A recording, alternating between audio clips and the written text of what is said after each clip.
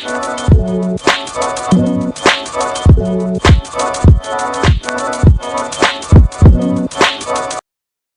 per my last video for season 4, it kind of seemed inappropriate for the episodes that he lost someone he loved and blamed himself, and he immediately took a vacation to accept a football scholarship. Now, granted, some time may have passed into the episode, but it could have been referenced. However, in this case, after Jonathan's death, we actually follow up with the episode Vengeance. Clark drops out of college to help move with the farm since Jonathan is gone.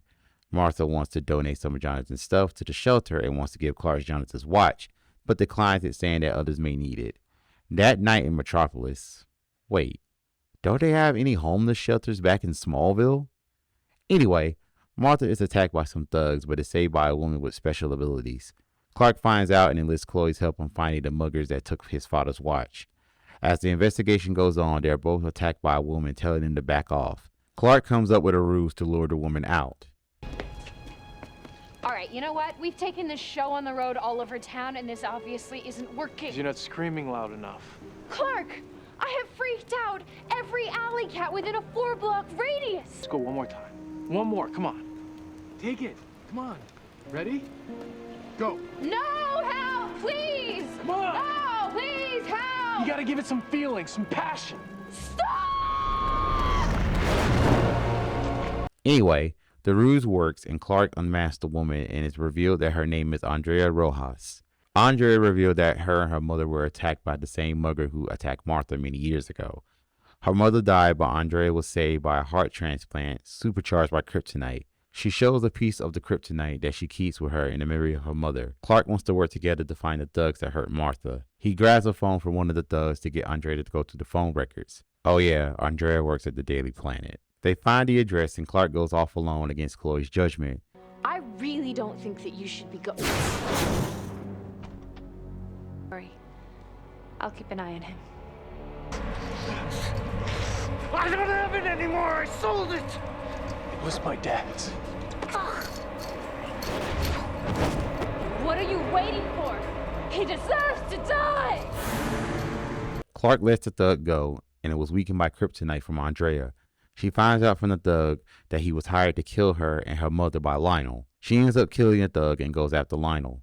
Meanwhile, at LuthorCorp, Lionel takes over the company from Lex because he left the company in a bad place during the campaign. However, Lex blackmails Lionel that he found out that Lionel met with Jonathan the night before he died. So he takes LuthorCorp back. Andrea shows up and confronts Lionel, but of course he doesn't know what she's talking about. Clark shows up and pleads with Andrea, but she doesn't want to hear it and throws Lionel out the window. Clark saves Lionel and Andrea gets away. Exceptional woman. Grossly misguided. She's been through a lot. Why do I think you saved my life for her sake, not for mine? Whatever the reason. Thank you, son.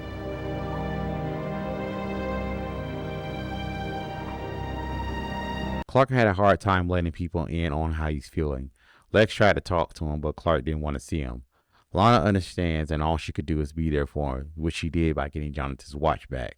Clark started to wear it, and he finally had the courage to say goodbye to Jonathan while watching a heartfelt home video. After all, it's all going to be his one day, right? Park way by to mommy, son.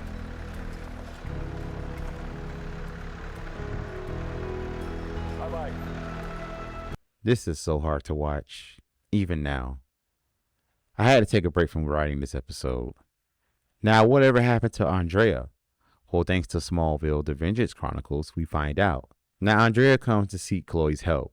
She mentions of a secret facility known as 33.1. Now, Andrea tells Chloe that she is going to team up with Molly Griggs, the cyber hacker that tried to kill Chloe back in season 3, to expose Lex once and for all. Chloe tells Andrea not to trust her, which Chloe was right. Molly never wanted the secret of 33.1 to get out. She just wanted to kill Lex. Andrea stops Molly and puts her in Belle Reve. Now Andrea did admit that Clark was right, that she was feeling worse after she killed that thug. She befriends Chloe and wants to help make the world a better place. But what about 33.1? It's more unlikely that we will never hear about it. Am I right? Tomb is a murder mystery episode centered around Chloe. She is possessed by a girl that was murdered over 10 years ago. Everyone but Clark thinks Chloe is losing it. This episode dives deeper into Chloe's character with her family history of mental illness.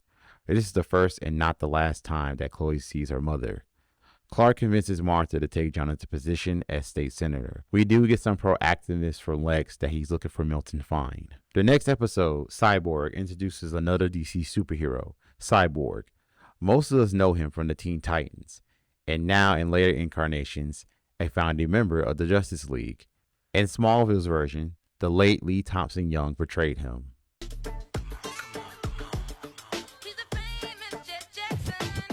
Anyway, this is Victor Stone. He was a prodigy but was presumed dead by the public. However, he was experimented on by the lab known as Syntechnics. A doctor with a conscience sets Victor free. He runs into Lana, and she had hit him full on with her car, but Victor didn't have a scratch on him. He helps Lana to the hospital, and he quickly leaves. Clark shows up and recognizes Victor from his days playing football. I know you. Yeah, I'm Clark Kent. I played for the Smallville Crows. Kent. Quarterback. I remember. Some arm you got. I don't play anymore. About what happened with your girlfriend, I really am. But I got places I don't want to be right now. Catch you later, Kent. Victor, wait. Let me go. Kent!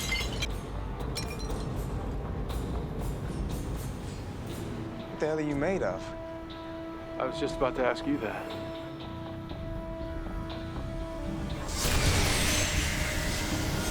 What are you looking at, man? He decides to help Victor to get the Syntechnics to leave him be. Victor shares that he had a girlfriend named Catherine, and they were going to get married at the high school. But now he doesn't want her to get any danger, or she will not accept him for what he is now. Clark and the others find out that Syntechnics is owned by LuthorCorp, prompting Clark to go to Lex, and of course Lex denies everything. Lana goes to check on Victor, and they are both attacked and injures Victor, exposing his power cell. If not fixed, he will die. Chloe helps Clark find Dr. Hall, the man who set Victor free. Clark finds Hall dead, and Lex shows up after and begs Clark to tell him where Victor is so he can help him. Victor finds out about Hall's death and heads to see Catherine before he dies. However, instead he finds Alistair Creed, the head of Syntechnics. Creed blackmails Victor into surrendering for Catherine's safety, which he does. Also, Clark was right not to trust Lex because he was the one that set up the trap to capture Victor. At Syntechnics, Lex tells Victor that a chip will be implanted into him that will make him more machine than man. Lex conveniently leaves long enough for Clark to save Victor, and they both escape. Clark confronts Lex again of what Victor saw while being tied up.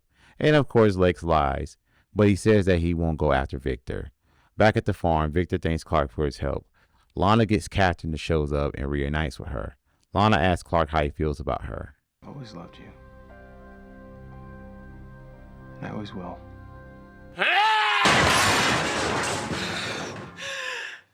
The subplot of this episode follows Martha being blackmailed by unknowns, and Lionel comes to her aid. However, Your secret is safe with me.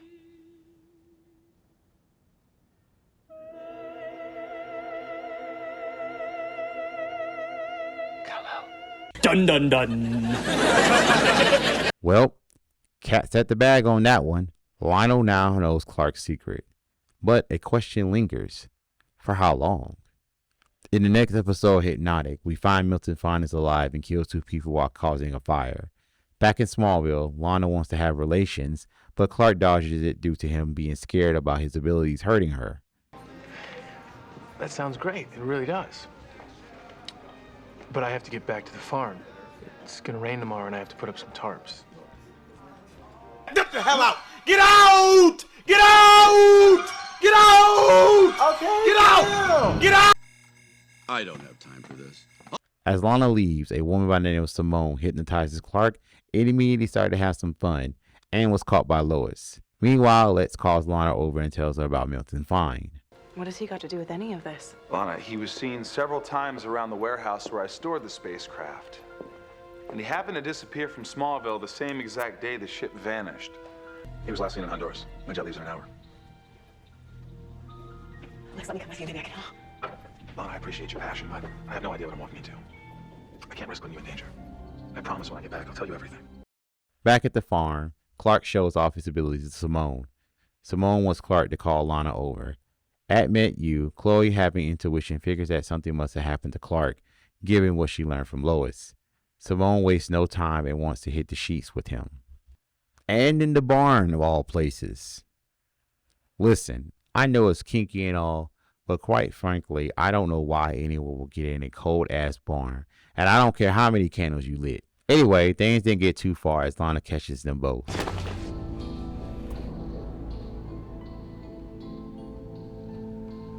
This is why you couldn't spend the night with me.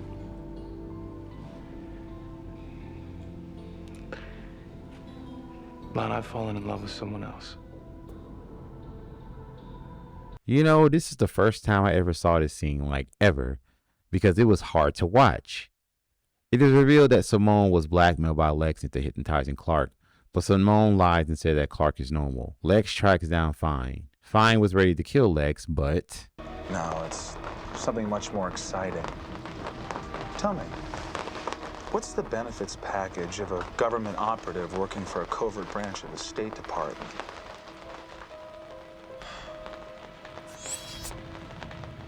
Very good. Chloe confronts Clark and she knows that something is off about him. Chloe does her own investigation on Simone and finds out that she murdered her father to obtain the necklace that gave her the powers to hypnotize people. On her way to save Clark, she grabs some kryptonite. Clark and Simone gets ready to leave Smallville.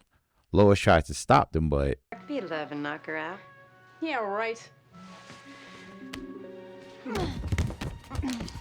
Oh, that's got to hurt. Anyway, Simone hypnotizes Martha to keep Lois from leaving, but Chloe saves her by knocking Martha out. Simone tells Clark to kill Lex, which I feel he wouldn't have that problem if he wasn't hypnotized. But I'm getting ahead of myself again. Lex tries to plead with Clark to spill the beans on Simone's history, but it doesn't work. Chloe comes in and weakens Clark with the kryptonite. Simone then hypnotizes Lex, but it backfired and kills Simone in the process. Clark is back to normal, but hasn't talked to Lana yet. What are you waiting for? I mean, she knows that you were hypnotized. And besides, like, every single one of us has gone through some sort of an identity crisis at one point or another. It's like a rite of passage in Smallville. I want her to understand. See, as horrible as all this was, it did accomplish one thing that I didn't have the guts to do myself. Chloe, her feelings were real.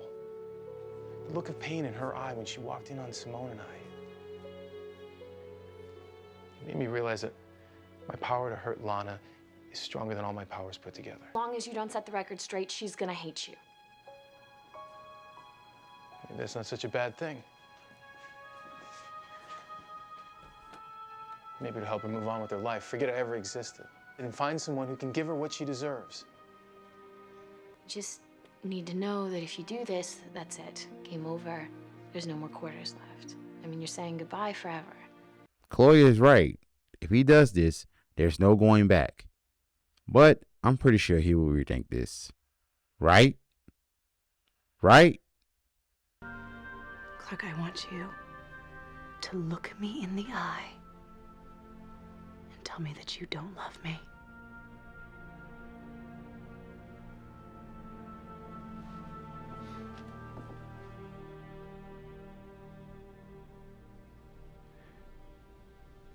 I don't love you. Ah. No, I shouldn't call you, but it's raining, and you keep saying that you're all alone, and I ain't with these games you keep on playing. You gonna stay and make up your mind and let me go. Back in Central America, Fine makes multiple copies of himself, instructing each other to obtain more samples. Clark does feel bad that he broke up with Lana, but he felt that it was the right thing to do despite how Lana may feel about him in the future, as he tells Martha. Martha tells Clark that maybe Lana isn't the one for him. I wonder who is. Lana goes to Lex and goes to cry on his shoulder. The final 4 filler episodes of this season are Void, Fragile, Mercy, and Fade. Void follows up with Lana dealing with the breakup with Clark. She starts to take an experimental drug that lets her see her dead parents. She went full drug addict mode while taking out thousands upon thousands of dollars. At first, I was going to ask where she got all that money from. I guess she had money saved up from her time at the Talon. But damn, that's a lot for drugs. And I've seen addicts done a lot less for marijuana. True story. Anyway, Chloe finds Milton Fine and Clark goes on a mission to find him, but the trail went cold. He comes out and saves Lana from the drug addiction, but not before being affected by the drug himself. Oh yeah, the drug was enhanced by kryptonite. Anyway, he sees Jonathan and apologizes for what happened when he went back in time. However, Jonathan warns Clark about Lionel knowing his secret and he must protect Martha. He tells Chloe what Jonathan told him. Chloe reveals that Lionel was the one that tipped her off about Milton Fine. Fragile is about another second-generation meteor freak that Clark and Martha took in. The girl's name is Maddie, and she has the power of holokinesis, which means psychic control of all forms of glass. Her father, Tyler McKnight, has the same power and wants Maddie back, but Clark stops that from happening. Maddie took a liking to Clark and she wanted to stay with him. But by the end of the episode, a family member had taken her in. Chloe goes suspicion of Lex and Lana hanging out more than usual. Martha makes Lois her full-time assistant. That seems terribly irresponsible. Also, this is the directorial debut of Tom Welling. Mercy is the only character-focused episode for Lionel. He is threatened by an individual with the accusation of his life being ruined by Lionel. There was a series of soft scenarios that would have been impossible for any older man to achieve. Later, Martha gets dragged into it and they were both left with a choice to either kill the other person or they both die. Lionel surprisingly tells Martha to kill him because she needs to help Clark to become the hero that the world desperately needs. Not revealing too much, of course, because Lex and Clark were watching on a live video feed. Clark saves them both, revealing his powers to Lionel, even though Lionel already knew this. Lex wants to find some common ground to renew him and Clark's friendship. I wonder why.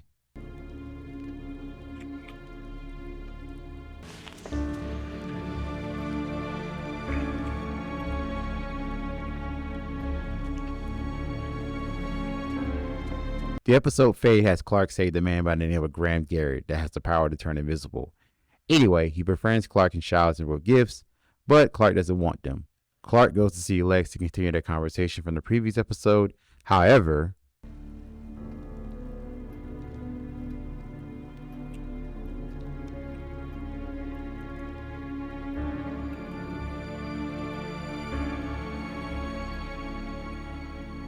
Sorry, man. I'm gonna tickle you again. Wouldn't let that shit happen to me, though. damn. Looks like Clark's worst fears came true. You remember that time that he was on Silver K, he hallucinated that Lana and Lex kiss? I see now that this was clever foreshadowing, and I'll explain why later. Anyway, once the guy found out Clark felt about Lex and Lana being together, he goes out the way and tries to kill Lex, but Clark stops him in time. In the episodes before, Lex had been tracking Fine and is growing suspicious of his true origin. Also, they are both working on a compound virus. We continue with the story with the episode Oracle. It is Clark's birthday and he gets tickets to a baseball game from Jonathan. Clark goes to his dad's grave and he sees Jonathan's alleged ghost. Jonathan tells Clark that Lionel is going to do something terrible and he needs to die. Clark talks it over with Martha, but she says it could be Clark's mind playing tricks. But Clark is more than sure due to what happened in the episode Void when he temporarily died. At the mansion, Lionel warns Lex to shut down the project with Fine because he is an enemy he doesn't know about. And of course, Lex does not listen and leaves out. Lana goes into the trance and starts to write Kryptonian symbols. Clark and Chloe go to Luthor Court to investigate. They both find Lionel's calendar with several meetings regarding the weapon. Clark believes that Lionel is referring to him. Lex let Lana in on what's been going on. He revealed that he's been collecting deadly viruses to create a vaccine that can protect him from any virus that could be unleashed. Lex also reveals that Fine is not who he says he is, and shows Lana a picture of the ship and Fine right beside it. Lana deduces that Fine could be one of the aliens. Lana tells Lex on how to stop Fine. Back at the farm, Jonathan appears before Martha, disappointed by her possibly being in a romantic relationship with Lionel. He also tells Martha that Lionel must die.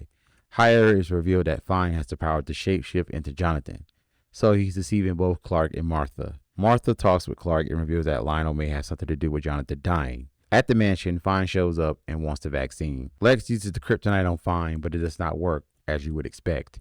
At the David planet, Chloe figures out that Lionel made many calls to Jonathan before he died, which means Lionel spoke with Jonathan that day. At the barn, Clark roughed up Lionel from being manipulated by Fine. It would have worked, but Fine had to appear as Jonathan, acting all out of character. Do it.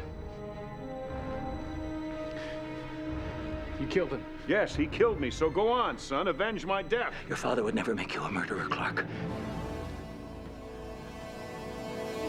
Kill him! Clark quickly realizes this and attacks Fine. Fine gets the upper hand on Clark and says that he can easily kill him. However, he still needed Clark for his plans. Lionel, possessed by Jor-El, managed to destroy Fine. However, this is just one of his copies. Lionel brings Clark to LuthorCorp and gives Clark a book of Kryptonian writings. However, Clark can't decipher them, so he gets Chloe to run the writings to find a hidden pattern. Lionel shares the information about the virus. Clark thinks that the writings are about the virus. Lionel doesn't think so. Stop what he and Lex are planning to do. Which is what? Fine has been helping Lex to develop a virus so lethal it could bring humanity to the brink of extinction. LuthorCorp scientists completed the project today. Maybe that's what this pattern is trying to warn me against. I have a strong sense that this warning I have been entrusted to pass on is related to something more terrible even than the virus. Maybe the virus is just a part of it. Do you have access to the lab? Lionel does not know where the lab is. However, Chloe knows who does. And that was no other than Lana. Clark goes through Lana's things, but she catches him and was upset about it, but she ended up helping Clark anyway. At the lab, Fine grabs one of the vaccines and injects Lex with it. Fine then destroys the lab and gets away. Clark shows up too late and sees Lex passed out on the ground. Clark then proceeds to go after Fine, I think.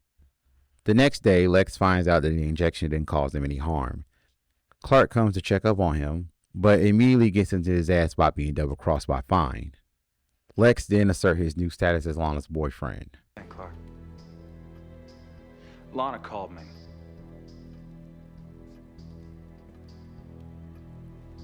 I don't want to hear you were rifling through her stuff like a crazy roommate again.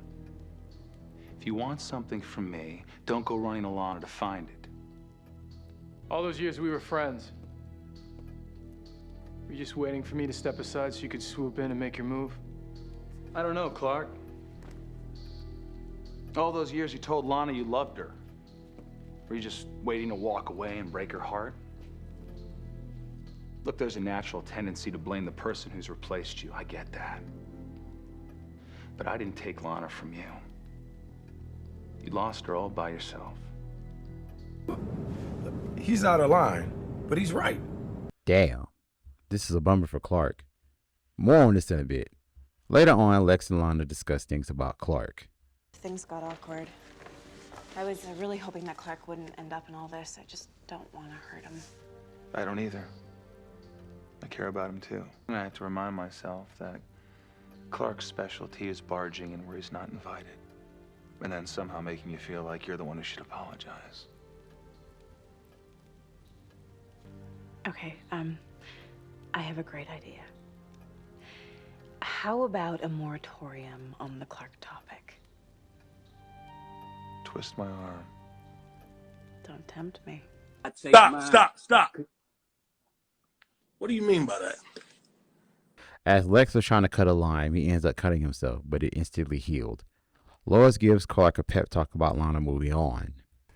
I appreciate the concern, but Lana and I... Lana's going to move on. She already has. With Lex. And it sucks. But you gotta trust your gut that you did this for a reason. Whatever reasons guys have for dumping hot, smart, fun girls these days. Look, Sometimes you gotta tuck your feelings away until it's the right time. Like stuffing dollars into a piggy bank for a bike you can't quite afford. Except I can't quite imagine there is anyone else out there. Well, you never know, Clark. Maybe when you finally crack open that piggy bank, you'll find that all this time you haven't been saving for a bike. You've really been saving for a Harley. There are times when I think you don't know me at all. And others where I think you know me better than anyone. Chloe comes with the deciphered symbols and finds a repeated pattern. Clark reads it and reveals the meaning.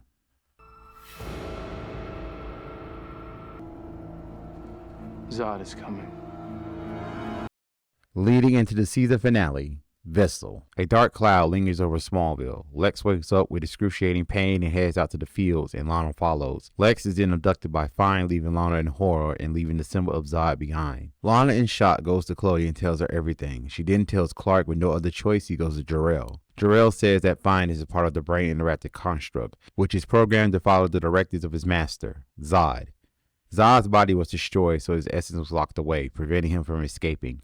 In order to stop this, Clark is to destroy the vessel with the Kryptonian blade. Clark is conflicted and tells Chloe that he might have to kill Lex, which Lana overhears. Lionel meets with Clark and gives him another warning from Jor-El. It says. Sacrifice the vessel. Lex is the vessel of Zod. Clark then tells Lionel where Lex was taken. Lionel finds Lex and scolds him for making the deal with Fine. Next thing, Lex shows off his super strength and super speed. Lex returns to Lana and he couldn't wait to show off his abilities. Lana tells Lex that Clark plans to kill him. Lex feels that Clark was filled with lies by Lionel. At the hospital, Lionel advises Clark to heed Jor-El's warning. In other words, Lionel is on board of killing Lex. Clark goes to the mansion to find Lex but runs into Lana. She shares that Lex told her everything and doesn't change the way that she feels about him. She asks Clark what's going on and how he knew that he was going to come back with powers. And as usual... Lana, please. You don't trust me. You've never trusted me, have you? I don't know how I could have ever loved you. Ouch. I felt that for him. Fine shows up and taunts Clark, saying that Lex could have been spared if Zod was released the first time around. Clark takes it well. Leave Lana out of this. Fine releases a technovirus causing a blackout throughout Metropolis and Smallville. Clark goes to the Daily Planet and assesses the damage. Chloe is also convinced that the only way to save the world is to destroy the vessel. As Clark had no choice but to leave Chloe behind. I don't know if I'm ever going to see you again.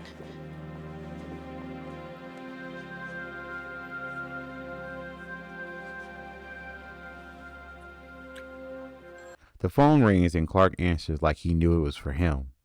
It was Lex looking to meet. Clark goes to the barn and finds Lex. Ever since that day on the bridge, you've always seen yourself as my savior.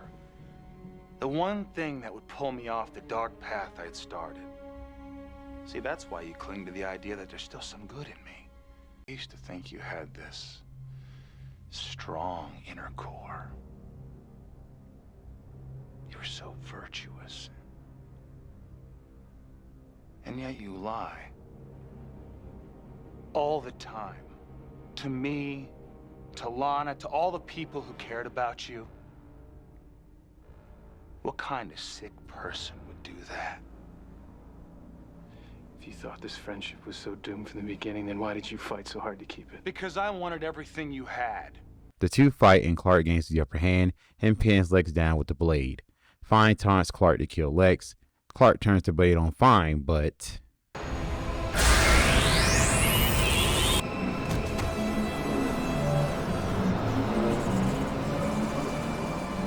What have I done?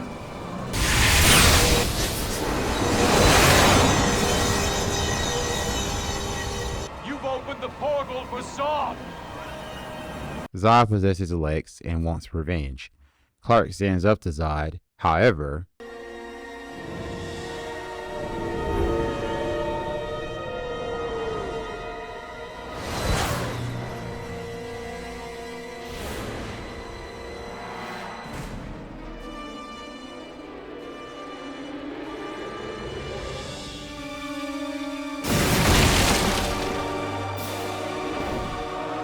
Oh yeah, before I forget, Lois and Martha were on their way to Washington, but was taken as hostage by Fine. When the copy was destroyed, the plane had no pilot, leaving Martha and Lois's fate unknown. Lana makes it through the riots and makes it to the top of LuthorCorp. She finds Lex, not knowing that he's possessed by Zod. Part of me thought this was just another one of your tests. You've been abandoned and betrayed so many times in your life. How could you know that I wouldn't be next? I don't know what it is you and I have. But I'm here because I want to find out.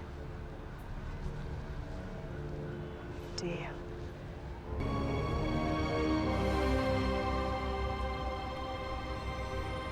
The season ends with Clark exiled from Earth, not knowing if he'll ever return. Season 5 had its spikes with story and filler. It started off strong with setting up what the season is about. With filler, it was here and there at the beginning, but towards the end of the season, there was a surge of filler episodes, which I did not know at the time because I wanted to watch the show that I love so much. I feel that a new set piece of the Daily Planet is an involved version of the Torch, which is perfect for Chloe finally being in her element, which she was destined for. Also, we get to see more of the city of the Metropolis. I would count Kessin State as one, but that ceased once Clark dropped out, so we won't be seeing that again. The Fortress of Solitude is a nice addition to the new set pieces, but it's not visited as often. However, when you do see the Fortress in an episode, you know that it's going to have some importance to the overall story of the season. More Superman and DC mythology has been explored this season. We got name drops of Zod and Milton Fine, aka Brainiac. Zod is the Kryptonian dictator that wanted to rule Krypton. We only seen 3 live action versions of him in Superman 2, Man of Steel, and most recently, the Flash movie. Just by those movies alone, we all know how terrifying Zod can be.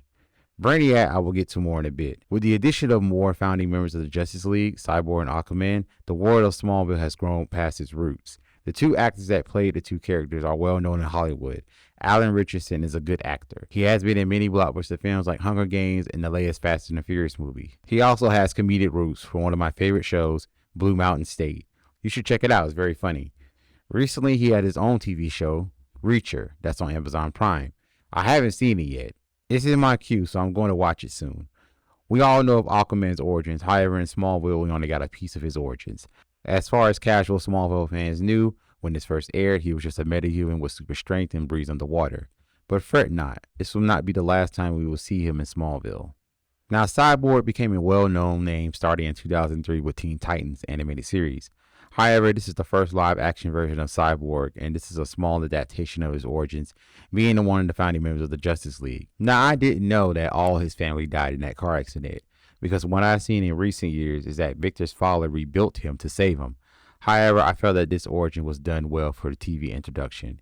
He had parallels to Clark on having such a big secret to the woman that he loved. But the one thing Victor did different was that he told his girlfriend the truth and she accepted it. Victor was played by the late and great Lee Thompson-Young. Most of us that grew up on Smallville remember him from the famous Jack Jackson on the Disney Channel. After the show had ended, he had many guest spots and small roles on TV and film. The last role he had was on the show Flash Forward, but the show only lasted 1 season. Young had tragically died due to him losing a battle to depression. He suffered from a self-inflicted gunshot wound which ruled as a suicide. I for one was shocked when I heard this. I am still in disbelief every time he's mentioned. If you are anyone that's struggling with mental health, there are resources out there to help you. You are not alone. Like Aquaman, this is not the last time we will see Young's version of Cyborg. Now let's move on to the characters. The Kents were supportive of each other right to the death of Jonathan. Martha is grieving over Jonathan, but not like she should have, in my opinion. I felt she should have been more of a funk, but I guess Clark was doing enough for the both of them, I guess. I also thought that once Jonathan died, the position of the state senator would fall to Lex, but they had Arthur to Martha instead. I could chalk it up to Lionel's influence, but I also think her background in the business world and know how to work a crowd can give her points to being a state senator. There is kind of a hinted romance between her and Lionel, but Martha says that her and Lionel will be no more than friends, which is good for her because I would find it weird that Martha would get with her late husband's greatest enemy. It just wouldn't sit well with me. When she was poisoned by Fine, she gladly accepted that it was her time to go for the sake of her child.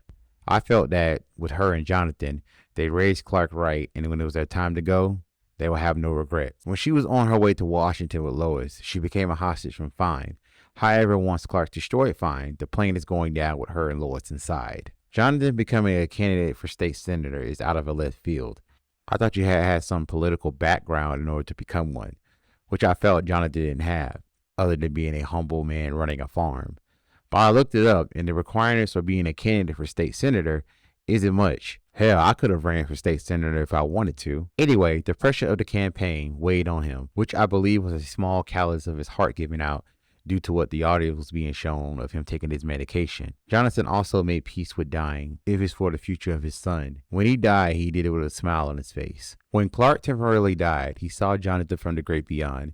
He told Clark that he lived a full life and warned Clark of Lionel knowing his secret. Back in the earlier seasons, Jonathan said he will gladly give his life for Clark, which brings Jonathan's characters full circle. Now going back to the closing arc of Jonathan. When he went up against Lex, I felt that he was the only one that could oppose Lex because he knows what kind of person Lex is due to their shared history. It's a shame that Jonathan didn't use that against Lex during his campaign. But it's pretty rhetorical at this point that Jonathan will always take the high road no matter what consequences that may bring. Lex, however, did not mind making up dirt about Jonathan. You know, back in the day in the earlier seasons, Jonathan says he would gladly give his life for Clark to save a future, and he did not renege one time when it was time for him to go. I felt so bad about when Jonathan died on screen in a dramatic way. There was no gunshot wound, stabbing, car accident, nor plane crash that killed him. It was his own mortality. John Schneider made a statement in TV Guide magazine. He had explained in the past that his character's death was necessary, both for the season and Clark's journey. This was the same thing I said in the past before I looked this up. According to Schneider, Jonathan's death is an inevitable fixed point in time. And if you've seen Spider-Man Across the Spider-Verse, another name for that is a canon event. It also served as a catalyst for Clark's eventual transformation into Superman. I'm still surprised that Jonathan's death came in the middle of the season, but I guess it had to happen early on for the episode Vessel to happen. This may be Jonathan's destiny to die, but it still hurts true fans to this day that one of the most beloved characters that we all look up to will never be seen again going forward. Or will he? Lois moved back to Smallville after she and her dad found her sister Lucy. She took a job at the Talent and moved into Lana's old apartment. Her romantic life is kind of explored when she had a brief romance with Arthur Curry. She's smitten due to the fact that this is the first guy she ever met that wanted to save the world. However, there are times where she makes the wrong choice in guys like Graham Garrett. She often feels that Clark barges into her love life, but he was just looking out for her despite what she may think.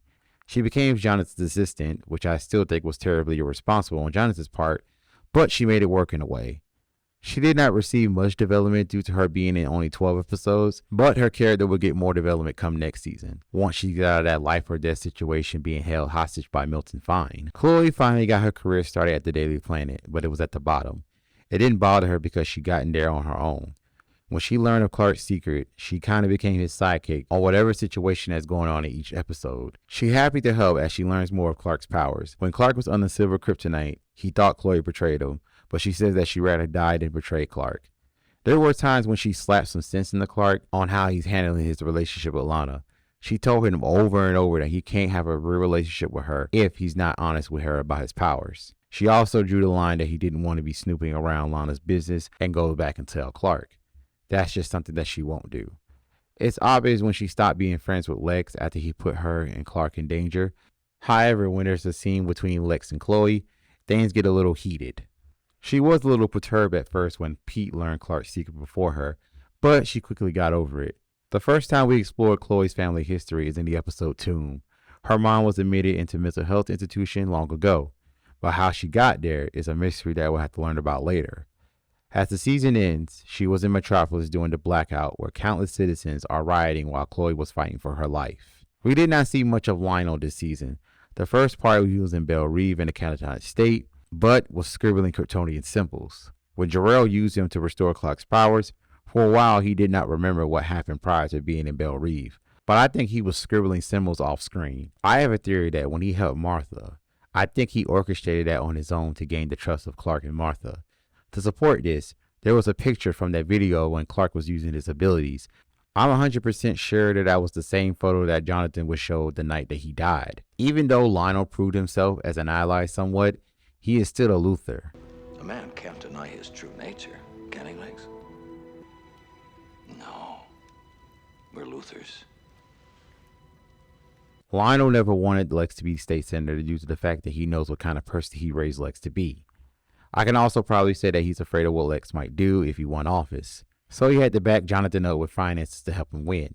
He wanted to be partners with Jonathan, but we all know how that went. Lionel, towards the end of the season, revealed to be Jor-El's oracle to warn Clark of the danger of Fine and Zod, which half the time I felt Jor-El took over Lionel's body while maintaining Lionel's personality to throw people off.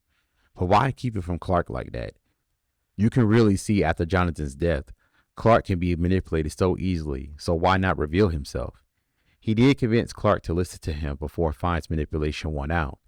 He, along with Chloe, are fighting for their lives with rioters while the city of Metropolis had gone dark thanks to Fine's virus. We will find out their fate next season. Lana had been through traumatic experience after traumatic experience this season. Witnessing aliens killing innocents, almost being killed by them, Clark breaking up with her while being hypnotized and also in his right mind. Sort of. Also, she exhausted her savings and became a drug addict while almost dying. Not to mention the countless concussions and broken bones. The aliens prompted her to search for the truth. She reneged on her plans to stay in Smallville, and she attends met you and is roommates with Chloe. She was getting closer and closer on Clark's secret until he told her the first time around, and she accepted him and wanted to marry him. However, Clark went back in time and saved her, but at the cost of not knowing his secret.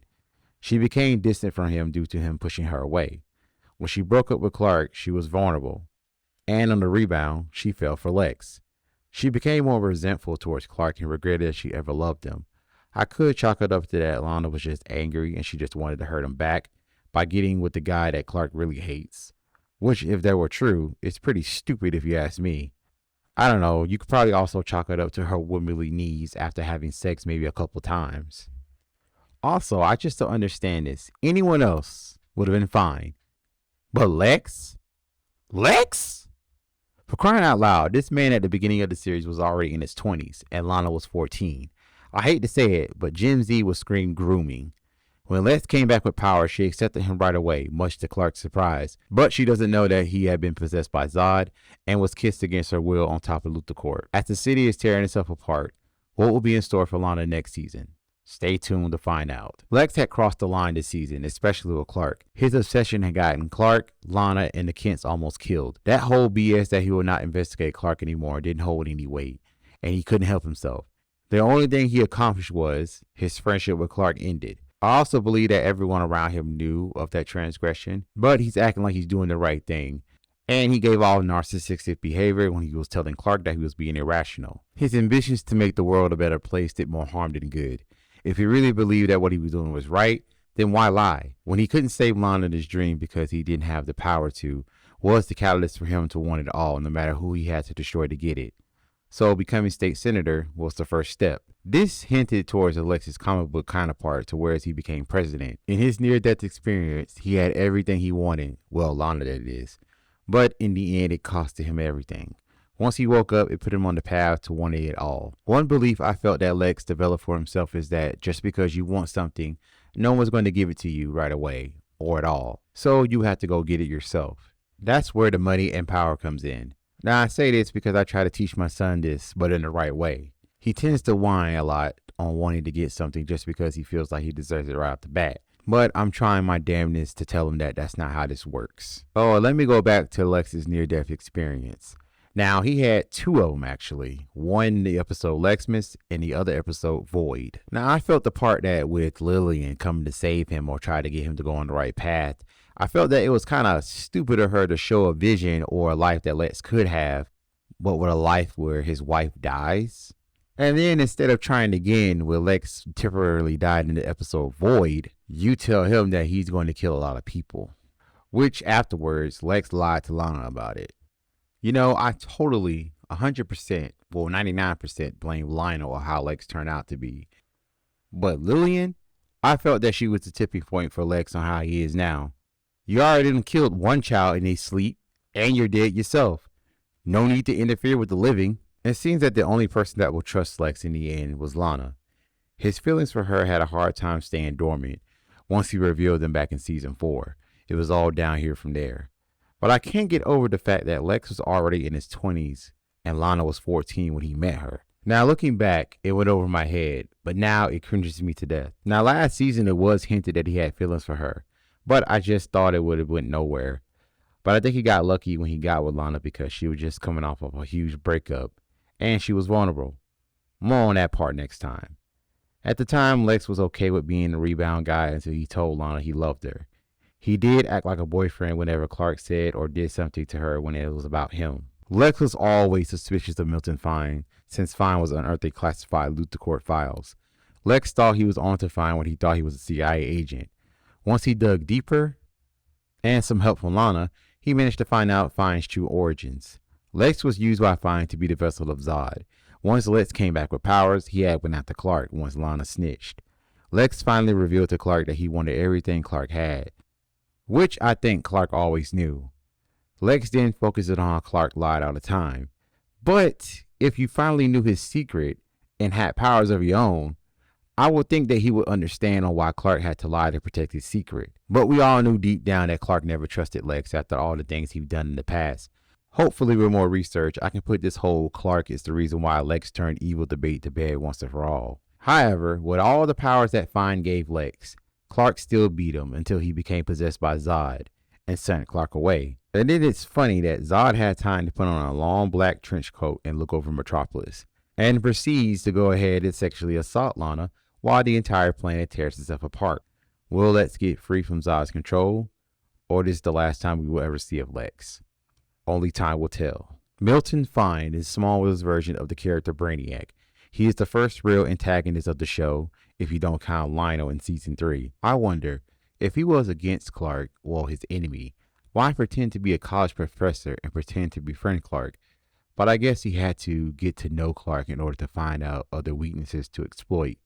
For example, Clark's love for humanity, which makes Fine more disgusted about. And let me digress for a bit about it. Fine hates humanity due to them letting emotions cloud their overall judgment, saying that Krypton was an advanced civilization and incapable of doing that kind of behavior. But you have someone like Clark defending humanity because he was raised by humanity. I really don't get it. If Krypton was so advanced from feeble human emotions, then why Krypton isn't standing today? Other than a small amount of survivors, I would say Kryptonians have the same weaknesses of letting emotions guide their decisions, which led to Krypton being destroyed. It just makes no sense to me. Also, when the other Kryptonians got so mad at Lana and said,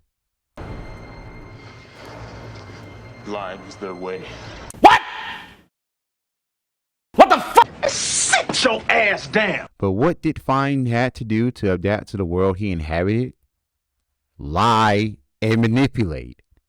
In Fine's initial episodes all the way to the end, he lied about Martha's condition, and he lied about Zod being for the people. And I hate this in storytelling with dealing with supernatural and otherworldly beings. No matter how much they spew humanity is weak, petty, simple, etc., the heroes of the story have to prove that the human spirit will always prevail, regardless of shortcomings. I live in this world long enough to where the bad side of humanity has been shown and proven one too many times, especially in recent years. There is only a small percentage of this planet that practices what they preach. Fine knew this when he chose Lex to become the vessel of Zod, because Lex was the worst that humanity had to offer. So, Kryptonians and humans are not that different from one another. So that talk about Kryptonians being better than humans is complete and utter nonsense. However, I really wanted to believe Fine was genuine if it wasn't revealed that he was a villain towards the beginning. I was brought back from this assumption when Fine went on about how Zod was a hero. Fine's powers were that of the same as any other Kryptonians, but didn't have no weaknesses to kryptonite due to him being created by Kryptonians. He can also shapeshift into anyone and anything. Given what we've seen, he turned into Jonathan. He can also use his shapeshifting ability to form stabbing weapons with just his fingers. So it's possible he can make more from other body parts. He can also make several copies of himself, so he can be in many places at once. His entire plan was to release Zod, and he did it by manipulating Clark and Lex. He could have chose anyone outside of Clark's circle, but another reason I believe the reason why Fine chose Lex and gave him powers is because he knew that Clark was not going to take Lex's life, no matter how dire the situation. He also risked being destroyed, but he got Clark to do exactly what he wanted. When Fine released the technovirus that will send humanity back to the Dark Ages, it was kind of convenient on what Fine was talking about, that humanity will start rioting and looting. But like I said, I hate stories that involve the human spirit will be shown at its lowest and at its highest. It's just so corny to me because the real world isn't like that at all. Because in 2026, the world as of right now is a parody of itself. But once Fine was destroyed and was deported to release Zod, I felt that Fine served his purpose. Or did he? Clark had been through a lot this season, from losing his powers, his father, and Lana moving on with Lex. Clark believed that once the Kryptonians were sent away, the danger was over.